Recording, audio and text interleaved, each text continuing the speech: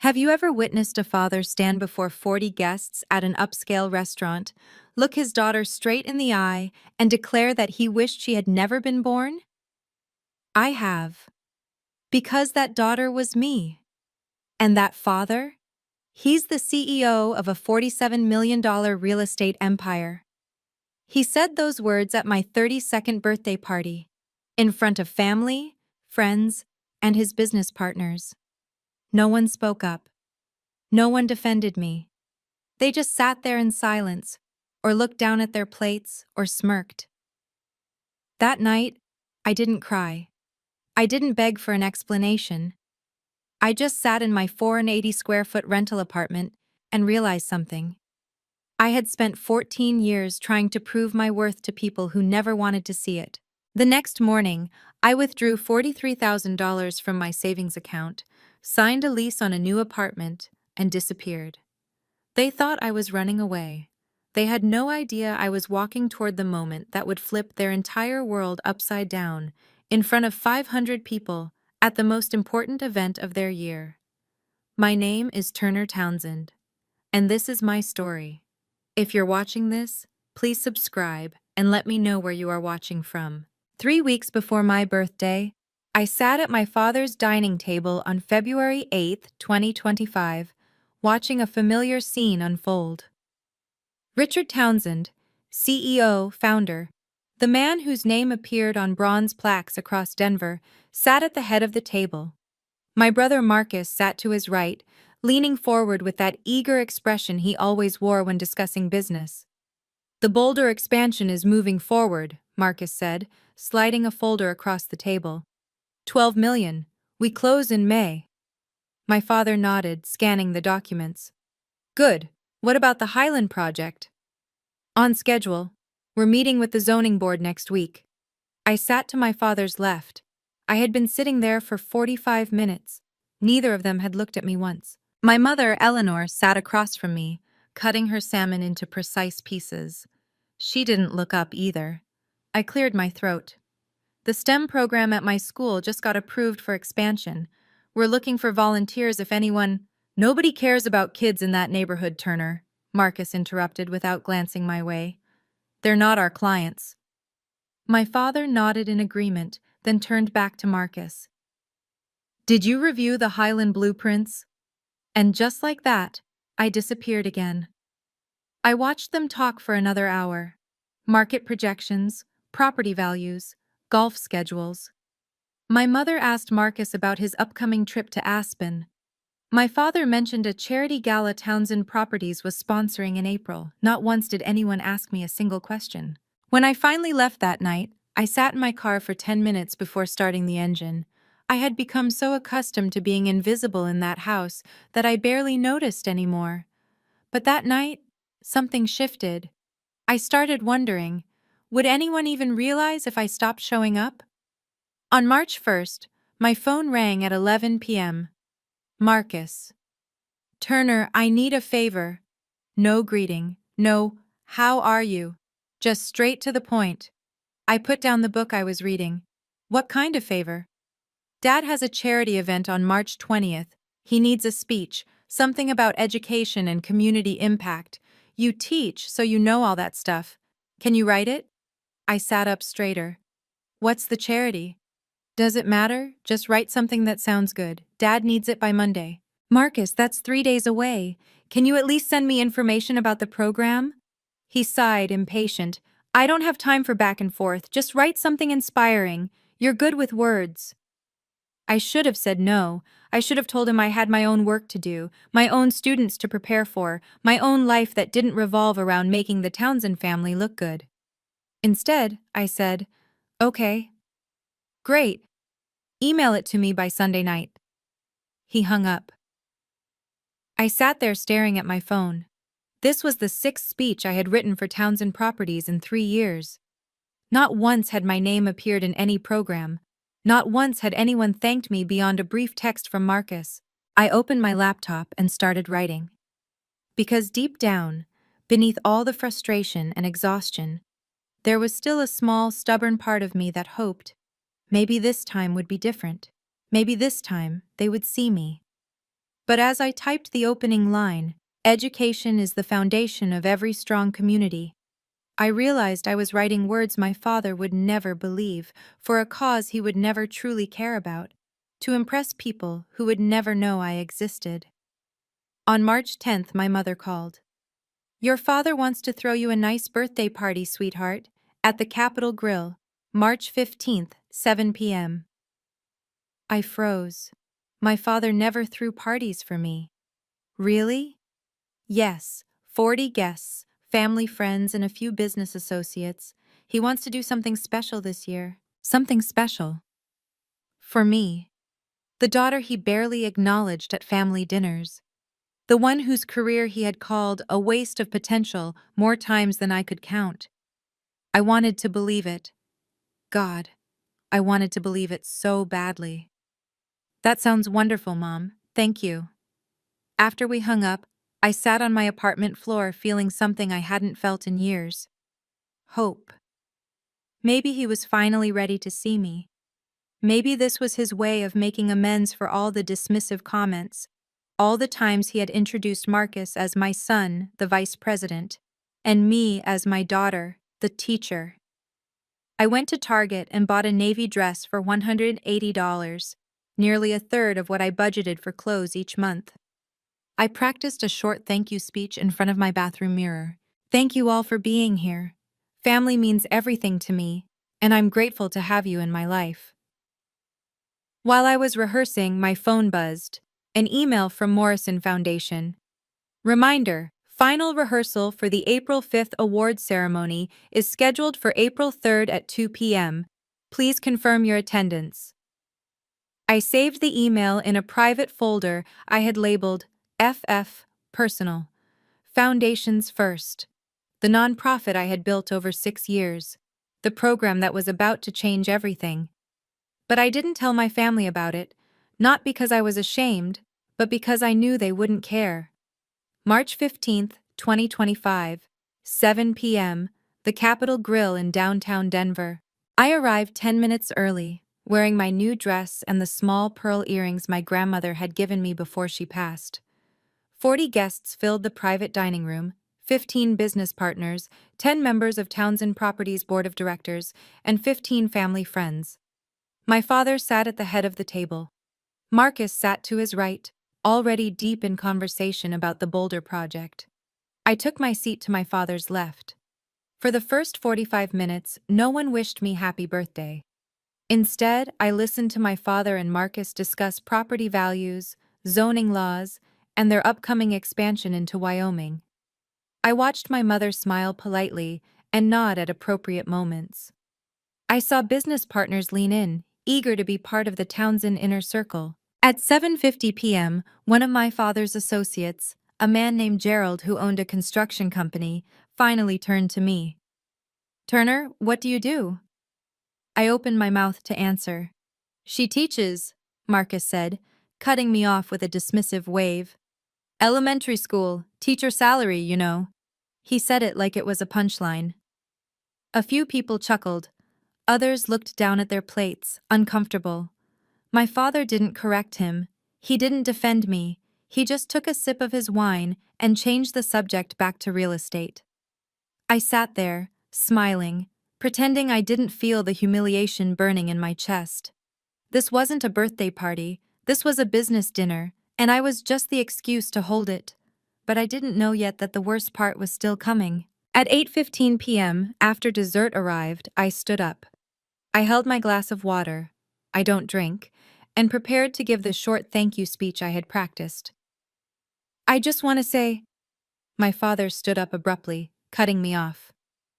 The room went silent. He looked directly at me. Not past me, not through me. At me. For the first time all night, I had his full attention. "Before you say anything, Turner, I need to say something first." My heart lifted for just a second. Maybe this was it. Maybe he was about to acknowledge me, to tell these 40 people that he was proud of his daughter. "You are a failure." His voice was calm, matter of fact. "You have wasted every opportunity I gave you. You chose to be a teacher, a profession with no future, no value, no impact. You are an embarrassment to the Townsend name. You are a stain on everything this family has built." He paused. The entire restaurant had gone silent. "I wish you had never been born." 40 people stared at me. Not one of them spoke. Not one of them stood up to defend me. Marcus looked down, smirking. My mother turned her face away, staring at the wall. Gerald, the man who had asked what I did, suddenly became very interested in his dessert plate. I stood there, holding my glass, feeling something inside me crack open. Not anger, not sadness, just emptiness. Like 32 years of my life had just been erased in front of an audience. I set my glass down carefully. I picked up my purse, and without saying a single word, I walked out of that restaurant. Behind me, I heard the conversation resume. Business as usual. If you've ever felt invisible in your own family or been told your dreams don't matter, leave a comment below. You're not alone, and trust me, this story is just getting started. Hit that subscribe button, because what happens next will change everything. Let's continue. At 10:30 p.m., I sat on the floor of my 480 square foot apartment in Capitol Hill. I didn't cry. I didn't call anyone. I just sat there in the dark, still wearing my $180 dress. Then I opened my laptop. I pulled up the email from Morrison Foundation, the one I had saved in my private folder, the one my family knew nothing about. Congratulations, Turner. You are one of 3 finalists for the 2025 Colorado Humanitarian Leadership Award. The ceremony will take place on April 5th at the Denver Business Council Annual Gala. We are honored to recognize your work with Foundations First and the impact you have made on 127 children in our community. I scrolled down to the list of sponsors. There it was. Townsend Properties, Diamond Sponsor, $150,000 annual contribution. My father and Marcus would be sitting in the front row. Table 1, VIP seating. They attended this gala every year. It was one of the most important networking events in Denver's business community.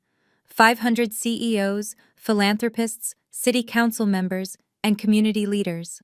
They would be there, in their tailored suits, shaking hands, making deals, protecting the Townsend reputation. And they had no idea that I would be on that stage. I didn't need to scream at them. I didn't need to send angry texts or write long emails explaining how much they had hurt me. I just needed to show up. I needed to let the truth reveal itself in front of 500 witnesses. For the first time since leaving that restaurant, I felt something other than emptiness. I felt clarity. I didn't need them to apologize. I didn't need them to suddenly see my worth. I just needed them to sit in that front row and watch 500 people stand up and applaud for the daughter they wished had never been born. March 16th, 2025, 7 a.m. I walked into Wells Fargo and withdrew $43,000 from my savings account. 14 years of careful budgeting, 14 years of living in small apartments, driving a used car, skipping vacations. Money I had saved because I never knew when my family might cut me off completely. By noon, I had signed a lease on a 1-bedroom apartment in Cherry Creek, $1,400 per month, 12-month commitment. It had tall windows, hardwood floors, and enough space for a proper home office. I spent the afternoon packing, clothes, laptop, the files for Foundations First, grant applications, student progress reports, partnership agreements. I left behind the family photos on my bookshelf. I didn't need reminders. At 4 p.m., I sent my mother a brief email. I've moved.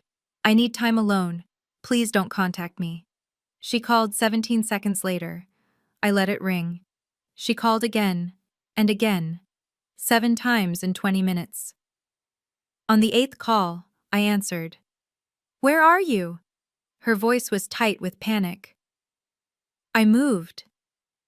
What do you mean you moved? Where? Somewhere else. I'm not telling you. Turner, your father said those things because he was disappointed. Mom, you sat there and said nothing. You let him humiliate me in front of 40 people. You're overreacting. I'm not reacting. I am choosing. I paused. I'm choosing myself for the first time in my life. You can't just. I hung up. She called back immediately. I turned off my phone. For the first time in 32 years, I didn't explain myself. I didn't apologize. I didn't try to make anyone feel better about my decision. I just left. On March 18th, Marcus called. I had turned my phone back on to coordinate with Morrison Foundation, and his name appeared on my screen at 9 a.m. I almost didn't answer. But I was curious. Turner, what are you doing? Mom is worried sick. I'm fine. You can't just disappear like this. Family needs you. I almost laughed. You need me to write another speech? Silence. Then, Dad has an event at the end of the month. Can you help? There it was. Not "Are you okay?" Not "I'm sorry about what happened." Just another request for free labor. No. What? No, Marcus. I'm not writing anything for Dad. I'm not doing any more favors for Townsend Properties. You're being childish. Dad said those things because he wants you to grow up. I'm 32 years old. I am grown up. And I've decided I'm done working for free for people who don't respect me. You're going to regret this. Goodbye, Marcus. I hung up before he could respond. He didn't call back. He didn't text to ask if I was okay. He didn't apologize for laughing when our father humiliated me. That told me everything I needed to know. I sat in my new apartment, my space, my lease, my choice, and realized something important. They never missed me. They only missed what I could do for them. The speeches I wrote, the family gatherings I attended to make us look whole. The daughter who never complained, never demanded, never took up too much space. Well, I was about to take up a lot of space. On a stage, in front of 500 people, at their most important networking event of the year, and they still had no idea it was coming. On March 20th, I met Dr. Sarah Mitchell at Morrison Foundation's office in Lodo. Sarah had been my mentor for 4 years, since the day I had walked into her office with a 3-page proposal and a dream of bringing STEM education to underserved kids in Denver. She was the one who had believed in me when I had $200 in my bank account and no idea how to write a grant application. Turner. She smiled as I walked in, then studied my face. You look different. I moved. New apartment. Good different or running away different? I sat down across from her. Good different. She slid a folder across her desk. Then you're going to love this. We just received the Q1 impact report. 127 children completed your STEM program. 89% improved their math and science scores. 15 received scholarships to summer programs. I felt something warm spread through my chest. Pride. Real pride. We also received partnership commitments from 2 local universities, Sarah continued. They want to replicate your model. That's incredible. That's why you were nominated. She leaned forward. The selection committee was unanimous, Turner. Your model works. It's scalable, sustainable, and making real impact. You built this from nothing. She pulled out another document, a formal contract with Morrison Foundation's letterhead. This is your funding agreement. Section 4.2 covers public recognition and intellectual property rights. Everything you've built belongs to you. I took the contract, scanning the terms. $2.3 million over 6 years. My name listed as founder and executive director. Are you ready for the rehearsal on April 3rd? Sarah asked. I'm ready, she smiled. Turner, you don't need anyone to validate you, but on April 5th, 500 people are going to do it anyway. On April 2nd, 3 days before the gala, I stopped at a newsstand on my way to school and saw my face on the front page of the Denver Post Metro section. 3 finalists announced for 2025 Colorado Humanitarian Leadership Award. My photo was on the left. I was standing in one of the Foundation's first classrooms, surrounded by students working on a robotics project. The caption read, Turner Townsend, 32, founder of Foundation's First. I bought 3 copies. The article was thorough. Turner Townsend has spent 6 years building Foundation's First, a nonprofit STEM education program serving 127 underserved children in Denver. Funded by Morrison Foundation with $2.3 million over 6 years, the program has achieved an 89% improvement rate in student test scores and has become a model for educational equity in Colorado. There was a quote from Sarah. Turner represents the best of what philanthropy should be: quiet, consistent, and deeply impactful. She's not just teaching kids, she's changing systems. At the bottom of the article, in smaller text, the award ceremony will take place April 5th at the Denver Business Council Annual Gala. Major sponsors include Townsend Properties, Hartman Financial Group, and Peak Development Corporation. I sat in my car reading that line over and over. Townsend Properties, my father's company, the empire that was supposed to be his legacy. They were sponsoring the event where I would be honored for work they knew nothing about. I didn't send the article to my family. I didn't text Marcus or call my mother. I just folded one copy carefully and put it in my briefcase. Some people would read this article before the gala. Some would recognize my last name. And on April 5th, when I walked onto that stage, they would put the pieces together. April 3rd, 2 p.m., Denver Convention Center. The grand ballroom was massive. Vaulted ceilings, crystal chandeliers, space for 500 guests. Workers were setting up round tables with white linens and centerpieces. A stage stood at the front, with a podium and a massive screen behind it. James Rodriguez, the Director of Communications for Denver Business Council, met me at the entrance. Turner, welcome. Let me walk you through the program. We went over the schedule. Cocktail hour at 6, dinner at 7, awards at 8. You'll be the second finalist called to the stage, James explained. We'll show a 3-minute video about Foundations first, then you'll give your speech. 3 minutes maximum. He showed me the video on his laptop. Footage of my students working on science experiments, parents giving testimonials, data graphics showing test score improvements. A young girl named Maya saying, Miss Townsend always tells us we can do anything. My throat tightened watching it. After your speech, you'll step to the side while we introduce the third finalist, James continued. Then the winner will be announced at the end. Questions? Can I see the seating chart? He pulled it up on his tablet. VIP tables are in front. Table 1 is reserved for our diamond sponsors. I looked at the names. Richard Townsend, CEO, Townsend Properties. Marcus Townsend, VP Development. Front row, center, 15 feet from the stage. Perfect, I said. James looked at me curiously. Do you know them? I used to. He didn't push further. See you Saturday at 6. And Turner, that video is powerful. You should be proud. I smiled. I am.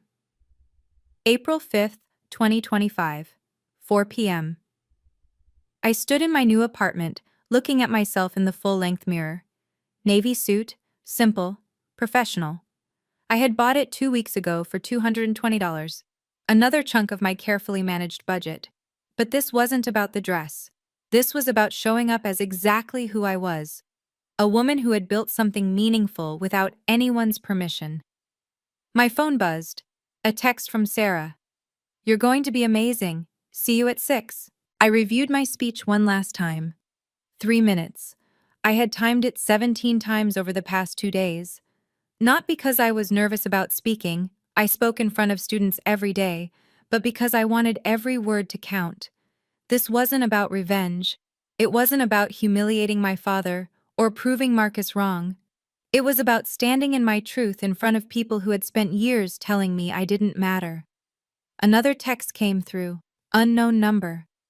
Then I saw the message. Can you please call me back? I need to talk to you. Mom. My finger hovered over the screen. Then I turned off my phone. Not out of anger, not out of spite, but because I needed to focus on what mattered.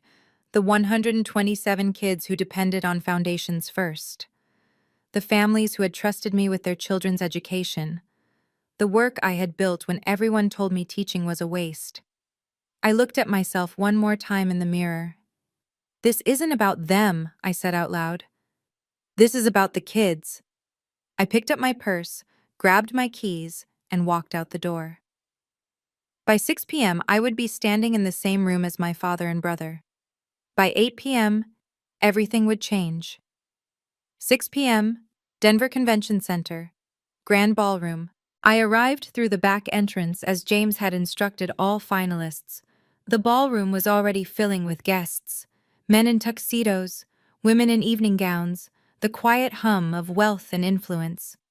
500 people, CEOs, philanthropists, city council members, the people who shaped Denver's business landscape. And there, on the massive screen behind the stage, the list of sponsors scrolled past. Townsend Properties, Diamond sponsor. I stood in the wings, hidden behind a black curtain, and watched the room fill. Table 1 sat directly in front of the stage, 15 feet away. 2 seats were still empty. Then I saw them. My father walked in first, wearing a charcoal suit that probably cost more than my monthly rent. His silver hair was perfectly styled. He shook hands with the mayor, clapped a board member on the shoulder, laughed at someone's joke. Marcus followed, wearing a navy suit similar to mine. He held a glass of champagne and scanned the room like he owned it. They took their seats at table 1, front row, center stage. My father leaned over to say something to the man next to him, probably about the Boulder project or the Wyoming expansion. Marcus pulled out his phone, smiling at something on the screen. Neither of them had any idea I was 30 feet away, watching them through a gap in the curtain. They thought this was just another networking event. Another opportunity to shake hands and make deals. Another night where the Townsend name opened doors. They had no idea that in 2 hours, their daughter, the one they wished had never been born, would walk onto that stage in front of every person in this room. I smiled. 7:15 p.m. Dinner had just ended. James Rodriguez walked onto the stage. The room quieted. Good evening, everyone. Thank you for joining us for the Denver Business Council Annual Gala. Tonight, we honor 3 individuals who have made extraordinary contributions to our community. The screen behind him displayed the Denver Business Council logo. Our first category is the Colorado Humanitarian Leadership Award. This year, we received 47 nominations from across the state. Our 3 finalists represent the best of what Denver has to offer: innovation, dedication, and measurable impact. Polite applause. My father and Marcus clapped without much interest, already looking slightly bored. This was the part of the gala they tolerated before the real networking began. Let me introduce our first finalist. The lights dimmed. A video played, a different nonprofit, a different story. I watched my father check his phone under the table. Marcus whispered something to the person next to him. The first finalist gave her speech. 3 minutes. Applause. Then James returned to the podium. And now, our second finalist. My heart started pounding. This nominee has spent 6 years building a program that has transformed the lives of 127 children in Denver. Her work has been recognized by Morrison Foundation with $2.3 million in funding and has become a model for educational equity across Colorado. The screen went dark. Please watch this short video about Foundations First. I stood in the wings, my hands steady at my sides. The video began. Images of my classroom, students working on robotics projects, parents giving testimonials, and then a close-up of a student saying, "Miss Townsend always tells us we can do anything." At table 1, my father's head turned slightly toward the screen. I know what you're thinking. What happens when her father sees her on that stage? Stay with me. This is the moment everything changes. If you're enjoying this story, please like this video and share it with someone who needs to hear it. Let's continue. The video continued on the massive screen. A narrator's voice. Foundations First was built on one belief. Every child deserves access to quality education, regardless of their zip code. More footage. Students presenting science projects. A graph showing 89% improvement in test scores. A parent saying, "My daughter went from failing math to getting an A. This program changed her life." Then the numbers. 127 children served. $2.3 million in funding from Morrison Foundation, partnerships with 2 major universities. At table 1, Marcus had stopped looking at his phone. He was staring at the screen. My father leaned forward slightly. The narrator continued. Foundations First provides free STEM education, mentorship, and resources to underserved communities. The program has a 95% retention rate and has helped 15 students earn scholarships to competitive summer programs. Another parent appeared on screen. Miss Townsend believed in my son when no one else did. She saw potential where others saw problems. The camera cut to a young girl, Maya, one of my first students, standing in the Foundation's first classroom. Miss Townsend always tells us we can do anything, and I believe her. The screen faded to black. Then white text appeared. Founder and Executive Director, Turner Townsend. I watched through the curtain as my father's entire body went rigid. Marcus's mouth opened slightly. The man sitting next to my father, Gerald, the same man who had been at my birthday dinner, looked from the screen to table 1 with sudden recognition. A few people in the audience began whispering. Some had read the Denver Post article. They knew the name Townsend. James returned to the podium smiling. "Please welcome to the stage, Turner Townsend." The spotlight hit the wings where I stood. I stepped out into the light. 500 people stood up. The applause was immediate, thunderous. I walked across the stage. Steady steps, head high, exactly as I had practiced. The lights were bright, but I could still see the audience clearly. At table 1, my father sat frozen, his champagne glass halfway to his mouth. Marcus stared at me like he was seeing a ghost. Eleanor, I spotted her at table 2, had her hand over her mouth. I reached the podium. The applause continued. I smiled and raised one hand in a small wave, waiting for the room to quiet. It took almost 30 seconds. When the audience finally settled back into their seats, I looked out at 500 faces. Business leaders, community organizers, people who had built careers on reputation and respect. And in the front row, 15 feet away, sat the man who had told me he wished I had never been born. I didn't look at him. I looked past him, at the people in the back, at the faces that wanted to hear what I had to say. "Thank you." My voice was steady, clear.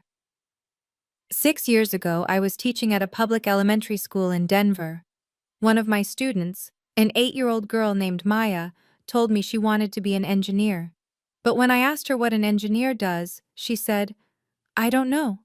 I've never met one." The room was silent. Everyone was listening. That's when I realized, talent is everywhere. Opportunity is not. I paused, letting the words settle. Foundations First started with 12 kids in a borrowed classroom. Today, we serve 127 children.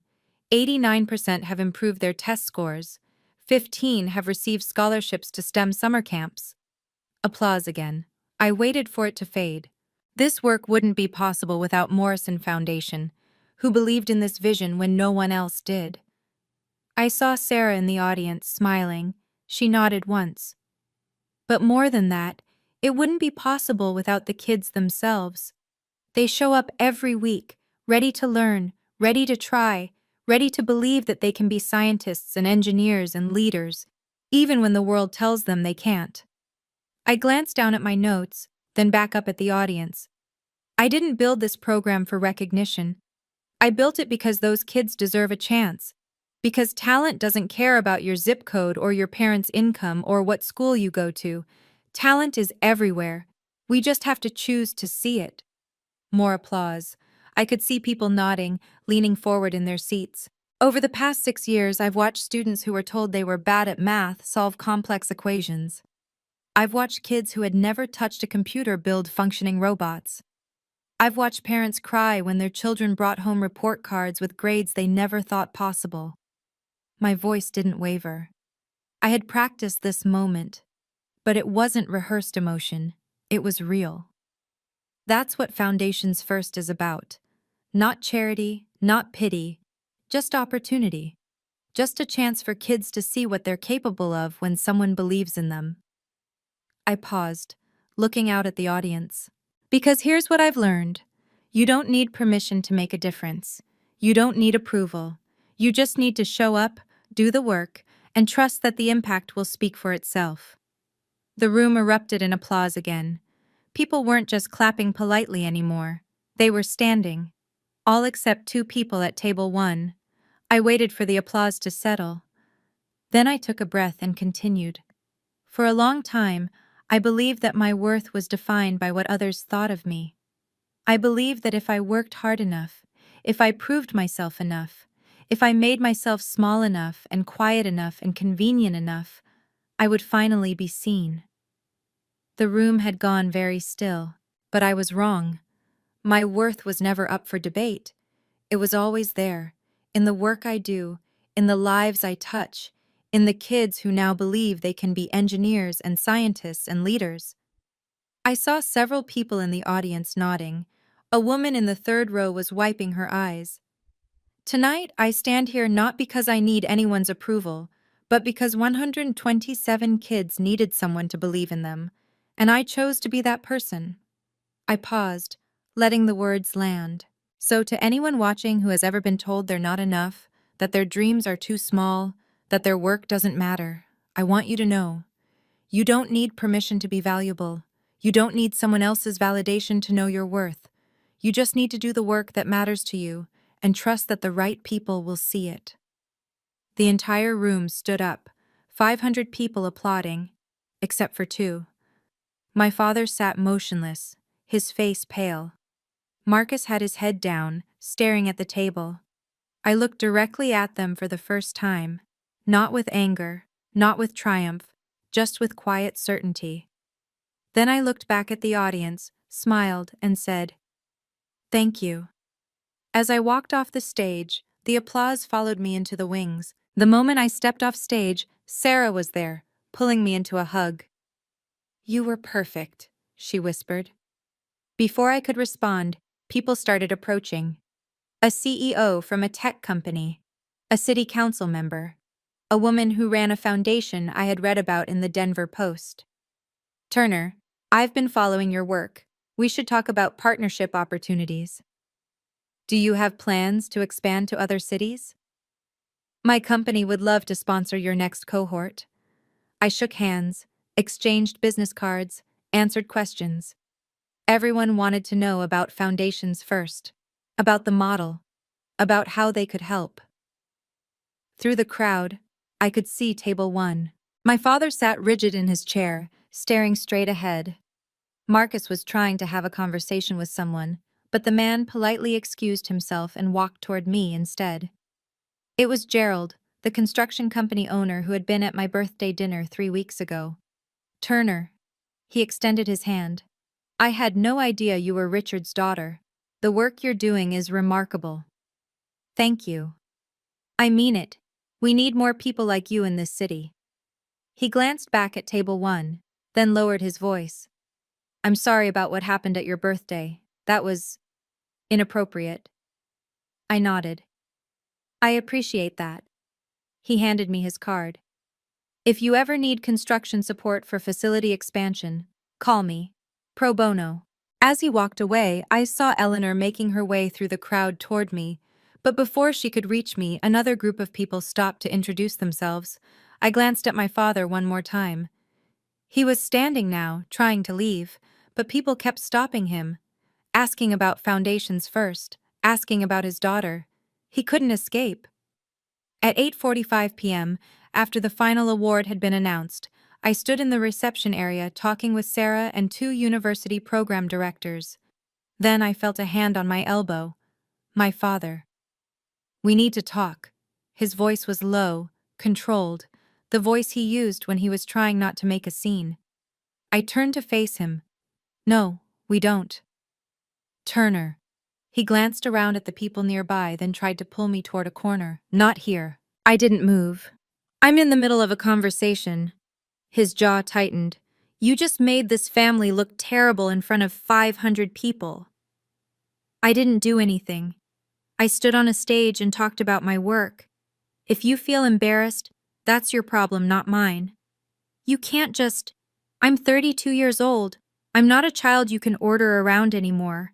My voice was calm, steady. I built foundations first on my own. I earned this recognition on my own, and I will continue this work with or without you. He opened his mouth to argue, but I held up one hand. If you want to have a relationship with me, you need to apologize, publicly, in front of the people who watched you humiliate me at my birthday dinner. Until then, don't contact me. You're being unreasonable. No, I'm being clear. Those are my boundaries. You can respect them or not. Your choice. I turned back to Sarah and the program directors, effectively ending the conversation. My father stood there for 5 seconds, then walked away. I watched him go. For the first time in my life, I didn't feel guilty for setting a boundary. I didn't feel the need to apologize or soften my words or make him feel better. I just felt free. I left the convention center at 9:30 p.m. The valet brought my car around, a 2018 Honda Civic with 87,000 miles. Not impressive by Townsend standards, but it was mine, paid off, reliable. I was unlocking the door when I heard footsteps behind me. Turner, wait. Marcus. I turned. He looked uncomfortable, hands in his pockets, not quite meeting my eyes. I didn't know you were doing all of this. You didn't know because you never asked. I know, He stopped, struggling for words. I'm sorry about what Dad said at your birthday. Are you sorry about what you said? About calling me a teacher with a teacher's salary in front of his business partners? About laughing when he humiliated me? He looked down. I didn't think you'd take it so seriously. That's the problem, Marcus. You never thought I was serious. About my work, about my students, about anything that mattered to me. That's not... You called me 7 times in 3 years. Every single time you needed something, a speech, a favor, free labor. You never once asked how I was doing. He was quiet. I don't need you to apologize because you're embarrassed, I continued. I need you to apologize because you actually understand that what you did was wrong. And until you do, we have nothing to say to each other. I opened my car door. Turner, I'm not angry, Marcus. I'm just done accepting less than I deserve. I got in my car and drove away. In the rearview mirror, I saw him standing in the parking lot, watching me leave. For the first time, I wasn't the one left behind. April 6th, 2025. The Denver Post ran a front-page story. Turner Townsend wins 2025 Humanitarian Award. Daughter of Townsend Properties CEO, honored for education work. The article included a photo of me accepting the award, smiling, holding the crystal trophy. Below that, a smaller photo of my father and Marcus, sitting at table 1, looking stunned. The article was detailed. Turner Townsend, 32, founder of Foundations First, was recognized Saturday night for her 6-year commitment to educational equity in Denver. Her program, funded by Morrison Foundation with $2.3 million, serves 127 underserved children and has achieved an 89% improvement rate in student test scores. There was a quote from Sarah. Turner represents the best of what philanthropy should be: quiet, consistent, and deeply impactful. She's not just teaching kids, she's changing systems. And at the end, Townsend Properties, a diamond sponsor of the event, declined to comment. That last line said everything. By noon, I had received 47 emails, 12 CEOs wanting to discuss partnerships, 8 organizations asking about replicating the Foundation's first model, 3 universities proposing research collaborations. Morrison Foundation called at 2 p.m. Sarah's voice was excited. Turner, the board met this morning. We're increasing your funding to $3.1 million for the next 3 years. We want to help you expand to 3 more cities. I sat in my new apartment with windows and space and silence, and felt something I hadn't felt in years. Not validation from my family, not approval from my father, just pure, uncomplicated pride in work I had built with my own hands. That evening, my phone buzzed, a text from a number I didn't recognize. "This is Gerald. Just wanted you to know, you're the talk of Denver, in the best way." On April 8th, my mother forwarded me an email. She didn't write anything, just forwarded it. It was from 3 members of Townsend Properties' board of directors to my father. "Richard, we need to schedule a meeting to discuss the company's public image following Saturday's events. Several partners have reached out with concerns about corporate culture and family values. This requires immediate attention." I didn't respond to my mother, but I saved the email. 2 days later, another article appeared in the Denver Business Journal.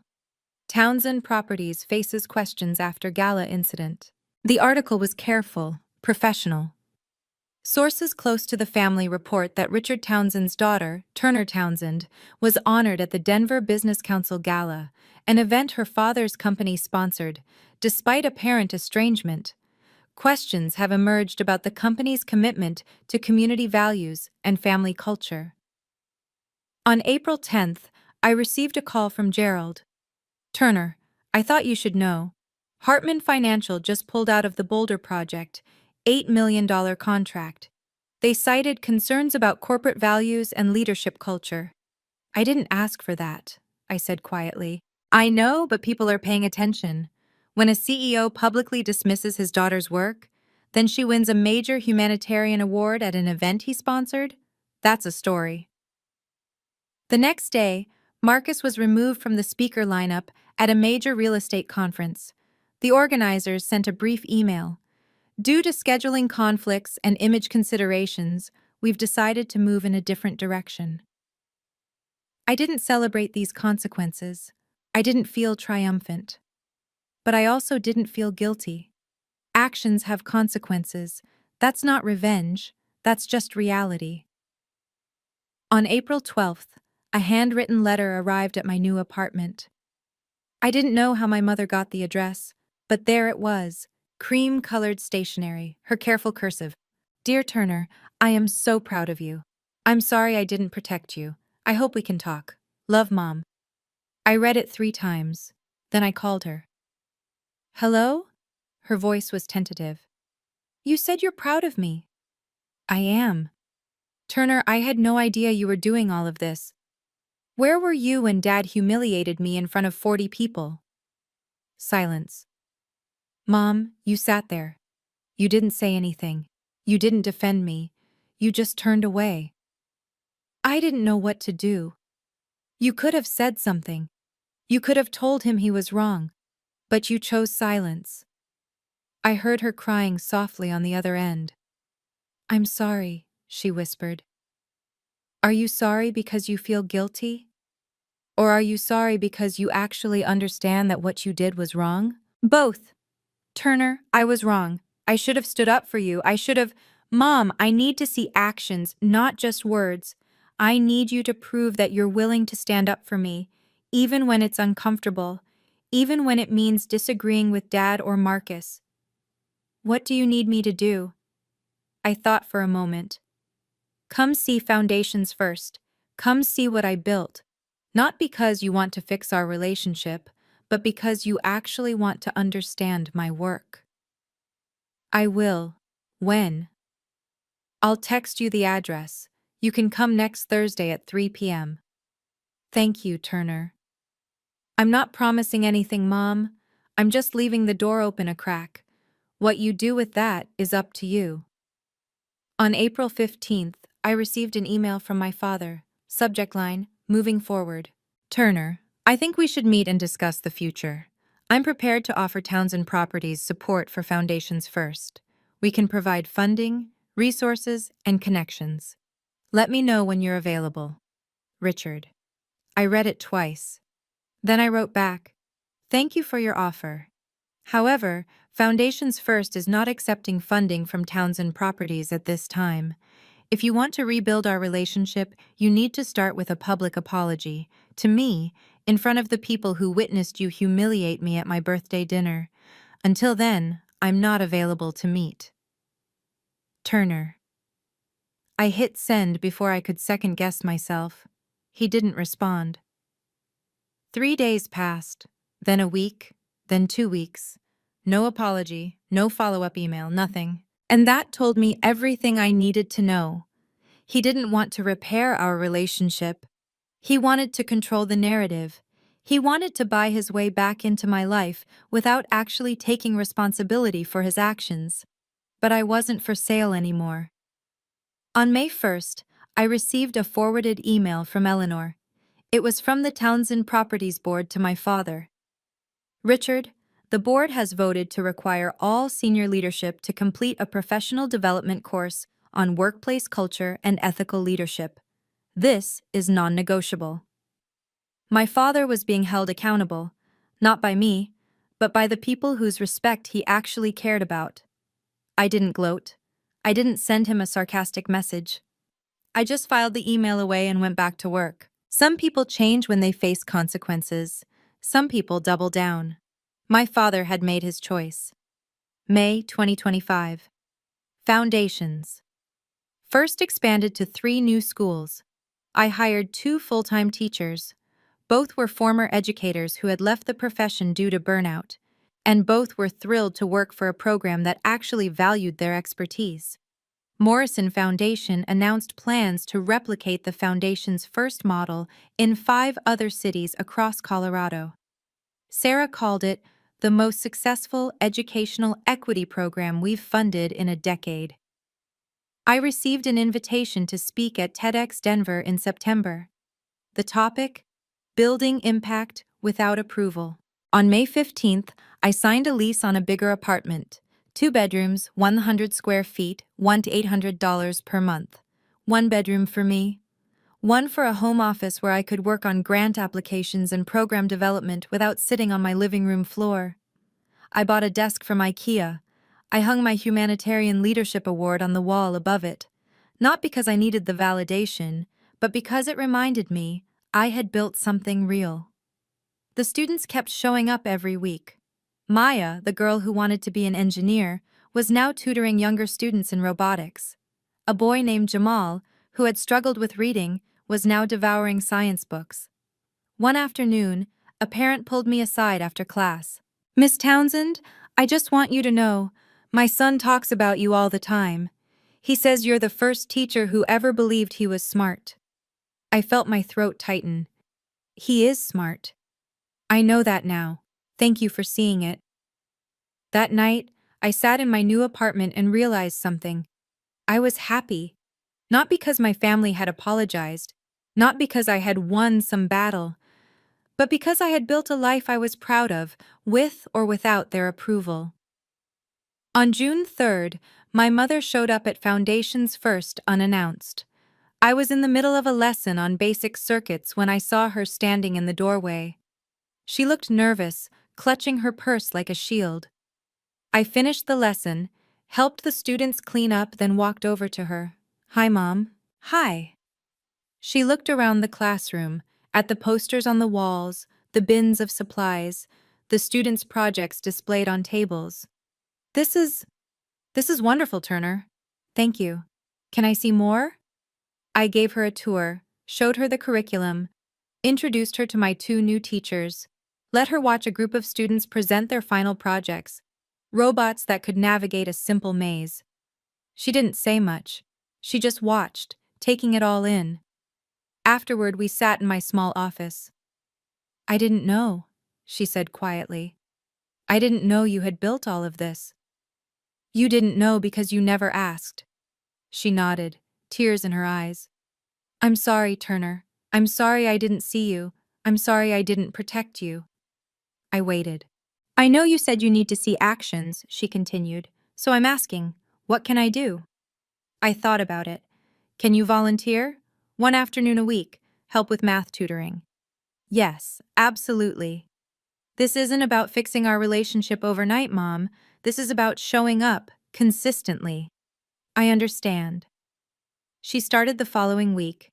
Every Thursday at 3 p.m., she arrived with a notebook and a patient smile. She worked with students who struggled with fractions and percentages. She learned their names, she celebrated their progress. It wasn't forgiveness yet, but it was a beginning. On August 12th, I received a letter in the mail, handwritten, from Marcus. Turner, I've spent the past 4 months thinking about what I did, about how I treated you, about the person I became when I was trying to impress Dad. I'm sorry for dismissing your work. I'm sorry for laughing when he humiliated you. I'm sorry for only calling when I needed something. I don't have a good excuse. I was selfish and cruel, and you deserved better. I just wanted you to know. I was wrong. Marcus. I read it 3 times. It was different from my mother's letter. More specific. More honest. No excuses. But I didn't respond right away. Because words are easy. Actions are harder. 2 weeks later, Marcus showed up at a foundation's first open house.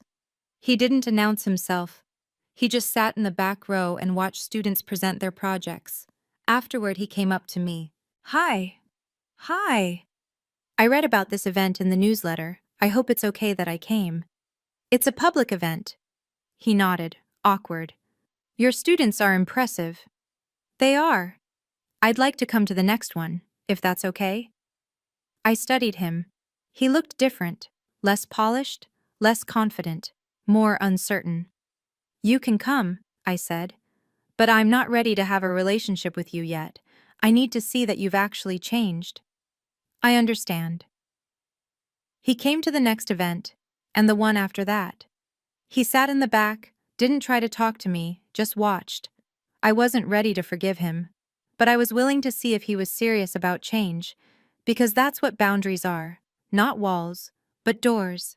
Doors that only open when someone proves they're worth letting in. November 2025, 8 months after the gala. Foundations. First now serves 240 students across 6 schools. 3 other cities have adopted our model. Morrison Foundation increased our funding again, $3.8 million over the next 4 years. My mother still volunteers every Thursday. She's become one of our most reliable tutors. We have coffee sometimes after her shift. We're rebuilding, slowly, on new terms. Marcus has attended 4 Foundation's first events. He donated $5,000 to our scholarship fund, anonymously, but I found out. We've had 2 brief conversations. I'm not ready for more than that. Maybe someday. My father hasn't apologized. He hasn't reached out. And I've made peace with the possibility that he never will. Because here's what I've learned. I don't need his approval to be valuable. I don't need his recognition to know my work matters. I don't need him to change for me to be happy. I built a life I'm proud of. I set boundaries that protect my peace. I surrounded myself with people who see my worth, not because I had to prove it, but because it was always there. Some people will never see you, and that's okay. You don't need everyone to understand your value. You just need to understand it yourself. On my 33rd birthday, I celebrated with my students. We had cake in the classroom. Maya gave me a card that said, "Thank you for teaching us that we matter." I didn't think about my father's words from a year ago. I didn't replay that moment at the Capitol Grill. I just looked at those 127 faces, now 240, and knew I made the right choice. I chose myself. I chose my work. I chose the kids who needed someone to believe in them. And I would make that choice again, every single time. Thank you for watching my story. If you've ever been underestimated, dismissed, or told you're not enough, remember this. Your worth is not up for debate. Build your life on your own terms.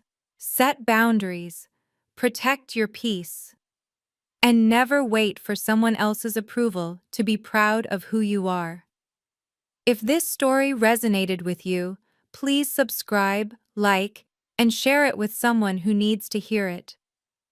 Leave a comment below. I'd love to hear your story. Until next time, take care of yourself. You deserve it.